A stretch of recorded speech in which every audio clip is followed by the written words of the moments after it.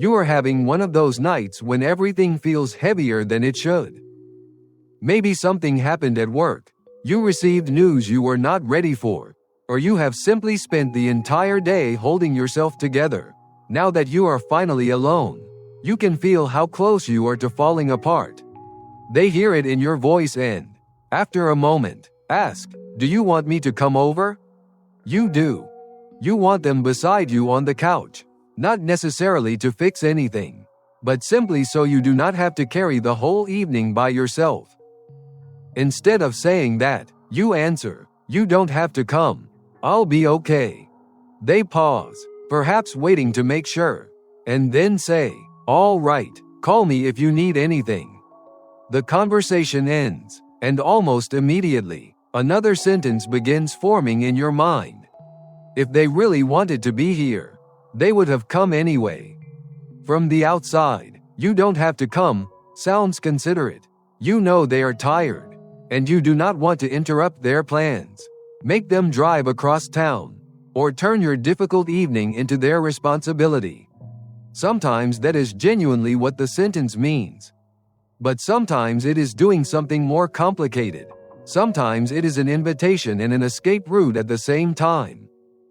You are asking them to come closer while protecting yourself from having to admit how much you want them there. You reveal the need just enough for them to notice, then withdraw it before they have to give you a real answer. The hidden hope is that they will refuse the exit you gave them and say, "I know I don't have to.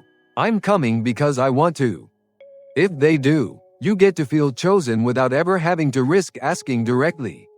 If they do not come, you can protect a small part of your dignity by reminding yourself that you never really asked. That can feel safer than saying, "Yes, I would really like you here tonight," because a clear request creates a clear possibility. They may say yes, but they may also hesitate. They may be exhausted, unavailable, or simply unable to give you what you want in that moment. Asking directly could reveal that your need and their capacity do not always meet perfectly.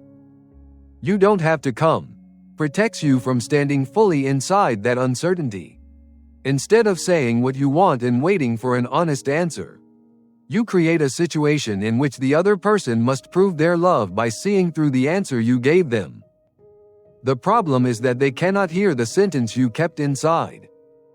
They hear permission. They may believe you genuinely want to be alone, or worry that insisting would feel intrusive. They may even think they are respecting your independence by trusting the words you chose. While you are waiting for them to override your answer, they may be trying not to override you. The same moment therefore carries two completely different meanings. You believe you gave them an opportunity to choose you, while they believe they offered to come and were told that you would rather handle the evening alone. Neither person necessarily intends to create distance, but distance is still what the moment produces. Later, when they text to ask how you are doing, you may simply say that you are tired. If they begin telling you about their evening, you listen while privately wondering how they can sound so normal after leaving you alone. Soon, you begin collecting evidence. They knew you were upset. They heard it in your voice, and they could have come. All of that may be true. But another fact remains in the room. When they asked what you wanted, you told them they did not need to be there. This is what makes hidden tests so painful. The other person can fail without ever knowing what would have counted as passing. If they respect your words, you may experience them as uncaring. If they question your answer, you may feel exposed and insist even more strongly that you are fine. Even if they come over anyway, the relief may not last, because part of you may still wonder whether they came freely or only because your distress made it impossible for them to stay away. The test promises certainty, but it rarely produces it. Even when the other person passes, the need remains hidden beneath the proof.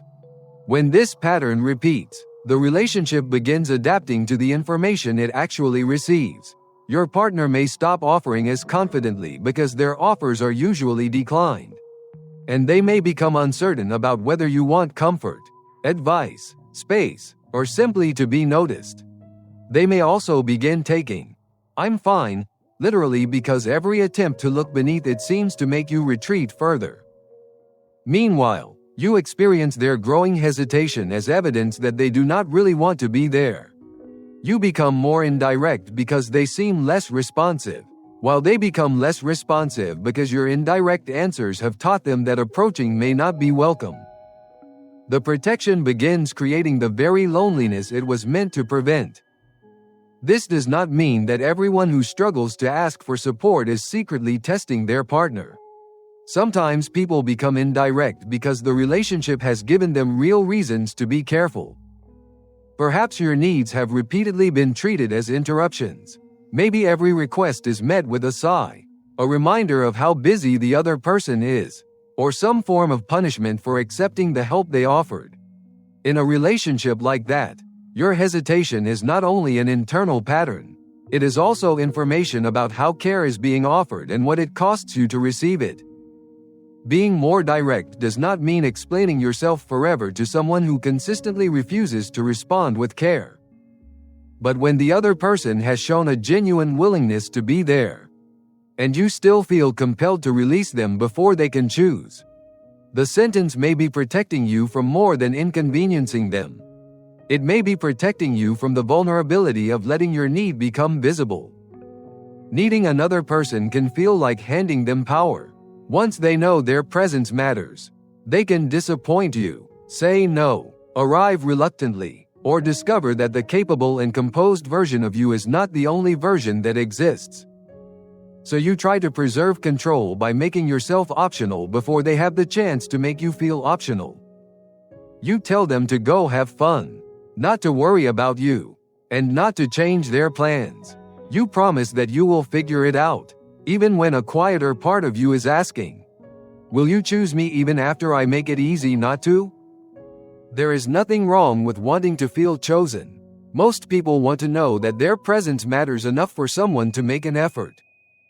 The problem is not the desire. The problem is asking for reassurance through a message that appears to request the opposite. Closeness requires enough clarity for two people to respond to what is actually happening. But clarity does not turn a request into a command. "I want you here" is not the same as "you must come." Your partner can remain free, and you can remain honest. You might say, "Yes, I would really like you to come over if you can." You could also say, "I don't need you to fix anything. I just don't want to be alone tonight."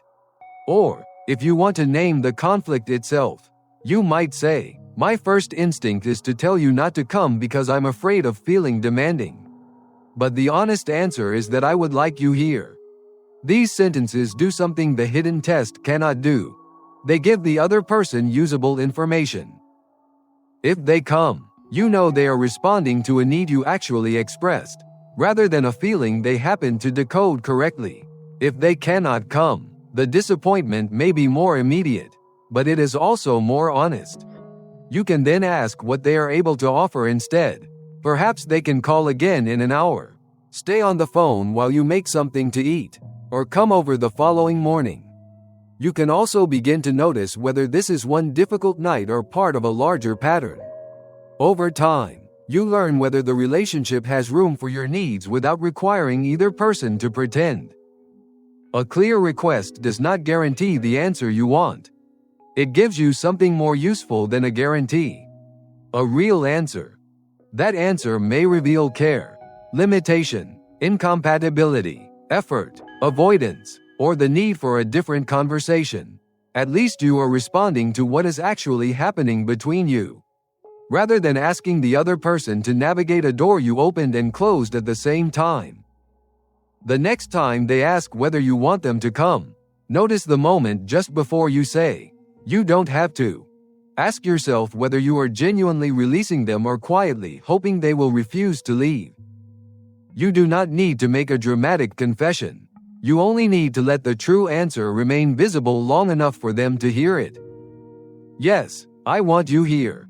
Those 4 words may feel far more vulnerable than an entire evening spent feeling alone. But being chosen does not always begin with someone finding you behind every defense. Sometimes it begins when you stop making them guess whether they are allowed to come near.